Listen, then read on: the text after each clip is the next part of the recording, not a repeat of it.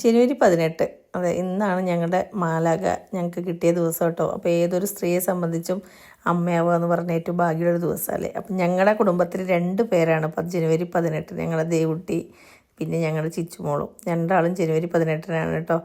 അപ്പോൾ 2 പേർക്കും ചിറ്റയുടെയും അമ്മയുടെയും വക ഹാപ്പി ബർത്ത്ഡേ. അപ്പോൾ രാത്രി 12 മണിയായപ്പോൾ തന്നെ കേക്കൊക്കെ മുറിച്ചു കേട്ടോ. എല്ലാം സെറ്റ്. കഴിഞ്ഞ വർഷം ഞാൻ അവൾക്ക് സർപ്രൈസൊക്കെ കൊടുത്തിരുന്നു. പക്ഷേ ഇപ്രാവശ്യം സർപ്രൈസൊക്കെ പൊളിച്ചടുക്കി എൻ്റെ കൂടെ കേക്ക് വാങ്ങാനും ഡ്രസ്സ് വാങ്ങാനൊക്കെ ആളെന്നെ കൂടെ പോന്നു. അപ്പം ഞങ്ങൾ നേരെ സ്കൂളിട്ട് വന്നതും AK-47 കേട്ടോ പോയിട്ടുണ്ടായിരുന്നു. അത് ഞങ്ങൾ ട്രെൻഡ്സിലൊന്ന് കയറി നോക്കി. പക്ഷേ അവിടെ നിന്ന് 1-2 നോക്കിയപ്പോൾ ഒന്നും പറ്റിയതൊന്നുമില്ല. ചെറിയൊരു കുർത്തി പോലുള്ള ഒരെണ്ണം എടുത്ത് ഇറങ്ങി. അത് കഴിഞ്ഞിട്ട് ഇവിടെ കയറിയിട്ടോ. അത്യാവശ്യം നല്ല സെലക്ഷൻ ഉണ്ടായിരുന്നു, കുഴപ്പമില്ല. അവിടുത്തെ സെയിൽസിലുള്ളവരാണെങ്കിലും ഭയങ്കര ഇതായിരുന്നു കേട്ടോ.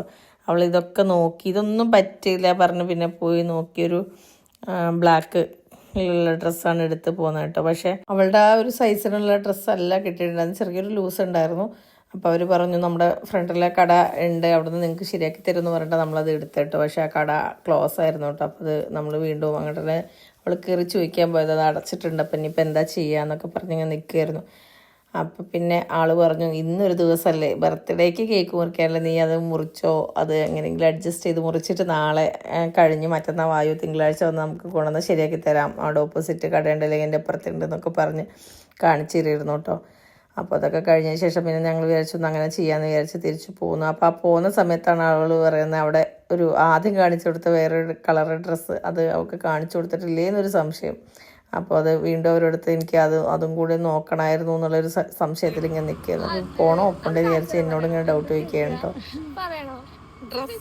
ഡ്രസ്സൊക്കെ എടുത്ത് പുറത്തേക്ക് ഇറങ്ങിയിട്ട് ഞാൻ ഇത് പോയി നോക്കിട്ട് വാ. ഒന്നും കരുതില്ല, ചെല്ല് ചെല്ല് ചെല്ല്. ഇല്ല അന്ന് കാണിച്ചു കൊടുത്താ ചെല്ല്.